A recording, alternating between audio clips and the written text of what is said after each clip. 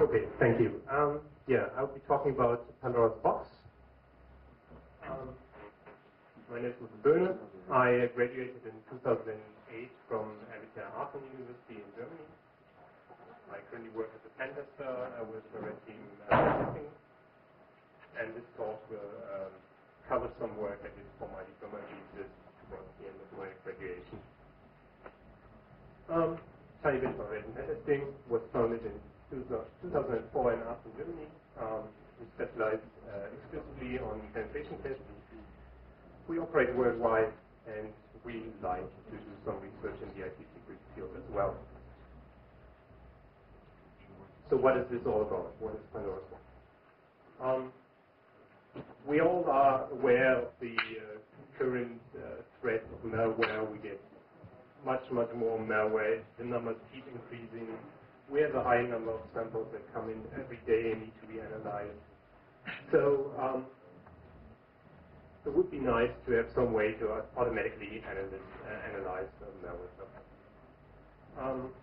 And while I was researching some work to do for my thesis, I noticed that there are very few free and even less open source analysis tools available. And most importantly, there's the issue of malware often being runtime hacked that needs to be addressed for analysis to succeed. What are runtime packets? Well, this lacks some color. Okay, so what we see here are the on disk format of PE files, roughly speaking. We have some headers, a text section that contains code, data, resources. Sections can be named anything you want, basically, and they are aligned according to the so-called file alignment, which is normally 1024 bytes on disk. When these files are loaded into memory, they are expanded. They expanded the headers, the sections are zero padded to a number called section alignment, which is normally the page size of the operating system the file is supposed to be running on. So 4096 bytes and 268 systems. And runtime packers in the Windows environment work like this. They take a file on the left side, this is the original file, just compress it, or also encrypt it, or just manual it in some way, add new headers to describe the new file, and added decompression stuff, and just generate a new executable file. At runtime, there's some space reserved for the original content. The unpacking stuff executes, just takes all this data, extracts it into memory, and then transfers control to the entry point of the original file, the so-called original entry point. And from that point on, you can see that the program will execute just like before.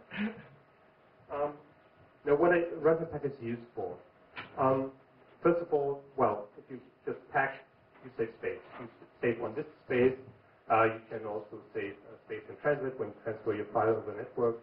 So this is, I think, the original idea of runtime packets. But what also happens when you mangle the file in such a way is that at this point, when you have this executable, you cannot really see the original code anymore. So this makes it harder for people to analyze what's in there. So you have to find some way to unpack the file first before you can perform further analysis.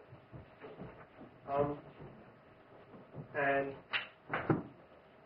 if you add on top of that, some runtime packets also try to harden the stuff, the decompression routine against analysis.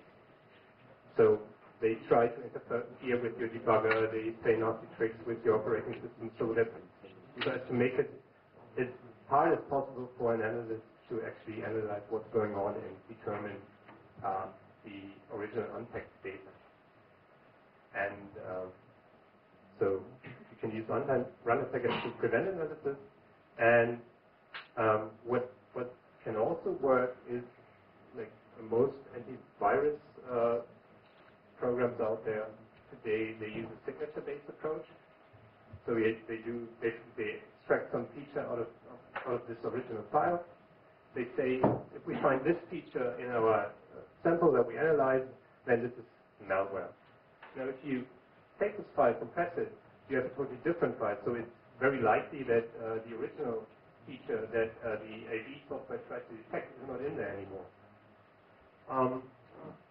So runtime hacking is a very easy way for malware authors to generate a new sample that is undetected until the antivirus software manufacturer generates an update to detect it. And then the race begins anew. But as with any technology, runtime hackers have their own weaknesses. Current CPUs can only execute plain text code. So we know that at some point of time, our original code that we want to analyze will be in memory. This code is generated at runtime by the unpacker stuff, that's our thing. And at some point of time, it will be there, and we just have to find some way to detect that moment and to catch it. And this is how it normally works. You monitor our execution of the unpacking step, and you try to determine whenever new code appears in memory and is all of a sudden being executed. And there are several projects that deal with this.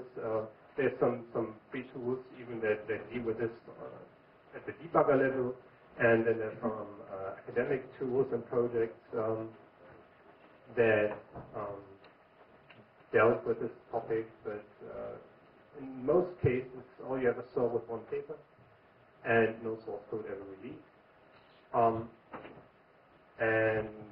This is something I wanted to address. I wanted to find out how to do unpacking. I wanted to implement a tool that works and release it to the public so that people can actually have a look at it and work with it. And not mentioned at all here are several unpackers that are used by AV companies